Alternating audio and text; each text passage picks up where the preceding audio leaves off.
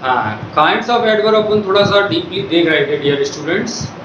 तो उसमें more about adverbs one में अपन ने 4 एडवर्ब्स लिए थे, और फिफ्थ एडवर्ब जो है एडवर्ब ऑफ क्वांटिटी, और उसके साथ में 3 मोर एडवर्ब्स ये अपन आज ले रहे हैं।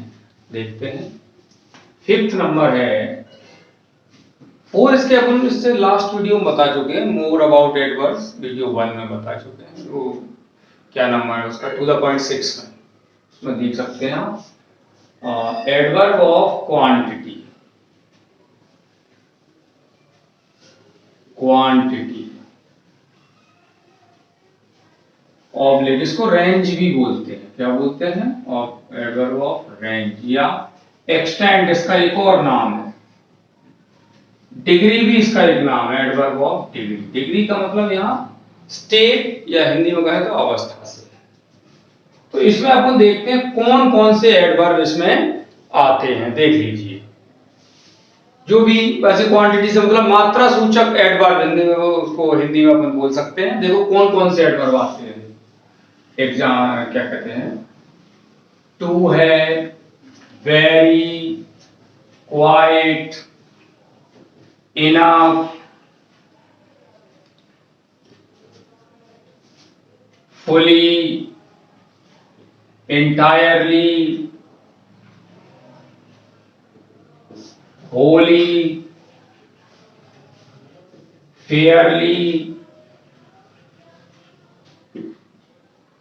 fully, entirely, wholly, fairly, है ना। इसके बाद में partly, partially, so, rather, बहुत सारे आते हैं इसमें। सो है, रादर है, ऑलमोस्ट, ऑल टुगेदर,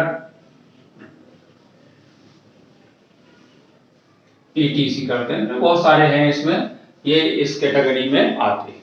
अब इनका अपन यूज देखते हैं। आप जानते हो ये क्वांटिटी से रिलेटेड है, रेंज से रिलेटेड, एक्सटेंट, डिग्री से रिलेटेड। तो आप इन सबको छोड़ दीजिए, तो नाम है इनके। आप क्वांटिटी से देखिए, मात्रा को बताते हैं। सीधी सी बात ये हो गई। इसमें आप किसी का भी उदाहरण एग्जांपल दे सकते हैं, जैसे he is too weak to walk. देखिए वह कितना कमजोर है, चलने में कमजोर है, चल नहीं सकता, इस तरह से इसका सेंस है। तो यहाँ पर क्वांटिटी आ गई, कमजोरी में कितनी कमजोरी, अरे टू वीक, इस तरह से आएगा इसका वीकनेस। वीक को क्वालिफाई कर रहा है, तो ये एडवर्ब ऑफ क्वांटिटी में आ जाएगा। एक और देखिए, the speech was very nice। अब इसमें आप देख लीजिए, नाइस कितनी अच्छी है, वेरी नाइस। तो ये वेरी के उसको लेवल को बढ़ा रहा है, तो यहां पे ये भी एडवर्ब ऑफ क्वांटिटी में आ जाएगा। क्लियर। अब अपन यहां पे इसको देखते हैं, ये सो बड़ा विचित्र जीव है।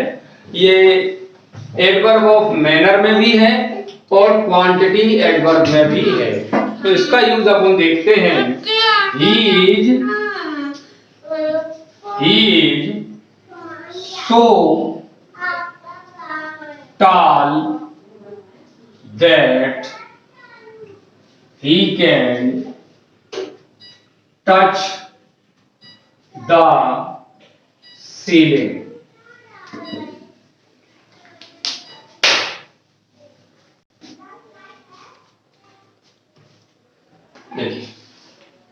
He is so tall that he can touch the ceiling। तो यहां पे कितना लंबा, हाउ मच टॉल, है ना। How much nice, how much weak, how much के आंसर में हमेशा मात्रा ही आती है।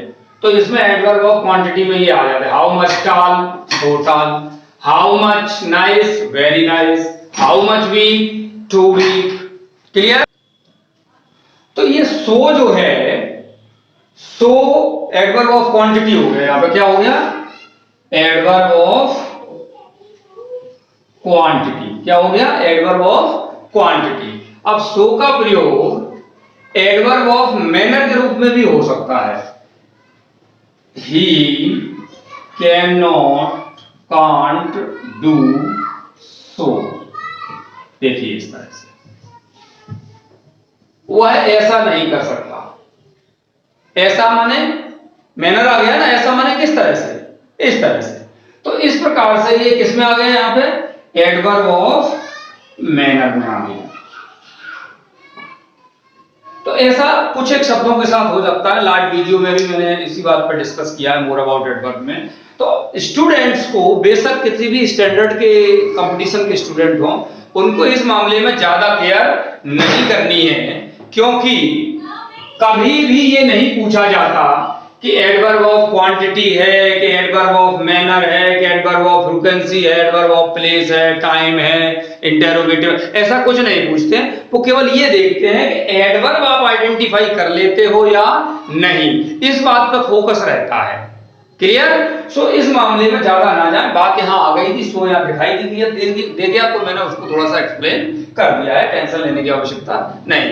क्लियर? उसके बाद में अगला आपका आता है एडवर्ब ऑफ एफर्मेशन और नेगेशन। कौन सा आता है नेक्स्ट? एडवर्ब ऑफ एफर्मेशन या नेगेशन।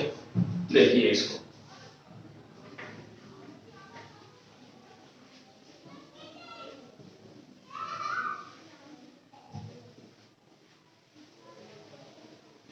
देखिए इसको, एडवर्ब ऑफ एफर्मेशन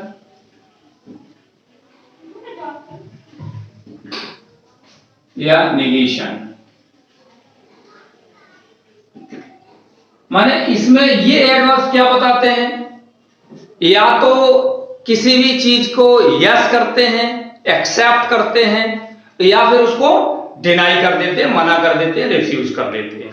यहां से भी आता है एफर्मेटिव सेंटेंस होते हैं स्वीकारात्मक वाक्य, तो उसी से एफर्मेशन आया है, मन है स्वीकार कर लेते हैं किसी चीज को। और नेगेटिव सेंटेंस मना करता है, तो ये उसी से नेगेशन आया है, माने किसी चीज को मना कर देते हैं। अब ऐसे कौन कौन से एडवर्ब हैं? सबसे पहले तो अपन लोग जानते ही हैं कौन कौन से एडवर्ब हैं। यस है, नो है, नॉट है ना, श्योरली है, सर्टेनली है, श्योरली है, सर्टेनली है, प्रोबेबली है, प्रोबेबली, इंडीड है। इंडीड मींस क्या होता है? वास्तव में, इंडीड है। नॉट एट ऑल माने बिल्कुल ही मना कर दिया, है ना। बाय नो मीन्स ये भी मना कर दिया बिल्कुल। तो इस तरह से ईटीसी अपन कर सकते हैं, और भी जिनसे अपन करते हैं वो चीजें इसमें आ जाती हैं। उसके बाद में इसमें आते हैं इसके एग्जाम्पल। एग्जाम्पल इसके बहुत सिंपल हैं। Surely he is my friend, my friend. Clear? I can certainly believe her। ये देखो, स्वीकार करने वाली बात कर रहे हैं, तो ये एडवर्ब ऑफ एफर्मेशन में आ जाते हैं। किसकी बात कर रहे हैं? एफर्मेशन की। मैंने श्योरली मैंने पक्के तौर पे वो मेरा मित्र है, सर्टेनली मैं उस पर निश्चित रूप से भरोसा कर सकता हूं। तो इसमें ये एडवर्ब ऑफ एफर्मेशन आ जाते हैं। क्लियर? तो इनको देख सकते हैं। इसमें यहां पे मैं थोड़ा नो के बारे में बोलना चाहता हूं कि नो जब आंसर के रूप में आता है, जैसे कि आर यू माई स्टूडेंट, ये क्वेश्चन है, इसका आंसर अगर यस लिखते हो तो यस एडवर्ब है, नो लिखते हो तो नो एडवर्ब है, श्योरली लिखते हो तो श्योरली एडवर्ब है, ट्रूली लिखते हो तो ट्रूली एडवर्ब है। कारण ये है कि एडवर्ब के फंक्शन क्या होते हैं। फंक्शन ऑफ एडवर्ब में देखो जाना पड़ेगा, इसका वीडियो में पहले ही डाल चुका हूं, आप देख सकते हैं उसको। फंक्शन ऑफ एडवर्ब क्या होते हैं? कि मोटी बात बताता हूं सीधी सीधी, नाउन प्रोनाउन को क्वालिफाई कौन करता है? एडजेक्टिव। और नाउन प्रोनाउन के बाद में जो भी 6 चीजें दूसरी बचती हैं पार्ट्स ऑफ स्पीच में, जैसे कि आपका नाउन प्रोनाउन के बाद एडजेक्टिव बचा, एडजेक्टिव बचा, वर्ब बची, एडवर्ब बचा, प्रीपोजिशन, कंजंक्शन, इंटरजेक्शन, इन 6 को क्वालिफाई कौन करता है? एडवर्ब। और एक 7वां काम भी एडवर्ब करता है कि वो पूरे सेंटेंस के बारे में क्वालिफाई या मॉडिफाई कर जाता है। जैसे कि यहां पे अगर अपन नो लिखते हैं, क्या लिखते हैं? नो। तो नो का यहां मतलब क्या होगा? I am not your student, यही तो हो जाएगा। तो अपन ने नो से काम चला दिया, नो से पूरा आंसर आ गया, यानी इस पूरे सेंटेंस को इसने मॉडिफाई कर दिया है, क्वालिफाई कर दिया है। सेंटेंस के बारे में कुछ कहा है, मना कर, पूरे सेंटेंस को ही मना कर दिया, उसने डिनाई कर दिया, इसलिए यहां पे ये एडवर्ब हो गया है। लेकिन जब नो का यूज किसी नाउन से पहले हो जाता है तब ये डिटर्मिनर हो जाता है, और सारे के सारे डिटर्मिनर एडजेक्टिव होते हैं। आप अपन देख सकते हैं ये क्या हो गया? एडवर्ब। अब दूसरा एग्जांपल लेते हैं, एग्जांपल 1, एग्जांपल 2 और एग्जांपल 3A और एग्जांपल 3B में देखिए नो की स्थिति, यहां पे नो एडवर्ब हो गया। 3 के B में देखिए आई हैव नो बुक। अब यहां पे बुक क्या है? नाउन है, नो क्या है? एडवर्ब है। Sorry, I am really sorry, no क्या है? एडजेक्टिव है। क्यों है? क्योंकि ये बुक को क्वालिफाई कर रहा है, नो बुक। क्लियर? तो यहां पे नो एडजेक्टिव है, यानी कि डिटर्मिनर है। डिटर्मिनर कौन होते हैं? वे एडजेक्टिव जो नंबर और क्वांटिटी बताते हैं, वो सारे के सारे काय में आ जाते हैं? डिटर्मिनर में आ जाते हैं। तो ये यहां पे क्या बता रहा है? बुक को, नंबर को कह रहा है, बुक को कह रहा है नो बुक। तो ये 0 नंबर बता रहा है, नंबर कितना बता रहा है? 0। तो इसलिए ये डिटर्मिनर में जाएगा। डिटर्मिनर तो एडजेक्टिव, बस इतनी सी बात है इसमें, और कुछ खास नहीं है। इसके बाद में आपका सॉरी 6 नंबर का था, नंबर चेंज करना मैं भूल गया था, आई am really sorry for it. ये 6 नंबर का, 7 नंबर का आपका आता है adverb, adverb of reason.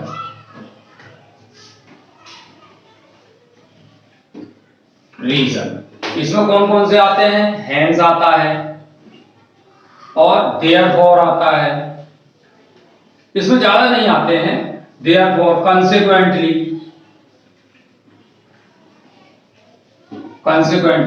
Hence माने इसलिए, देयरफॉर माने इसलिए, कंसिक्वेंटली माने परिणाम था, इस तरह से है। तो इनका यूज देख लीजिए। एग्जांपल,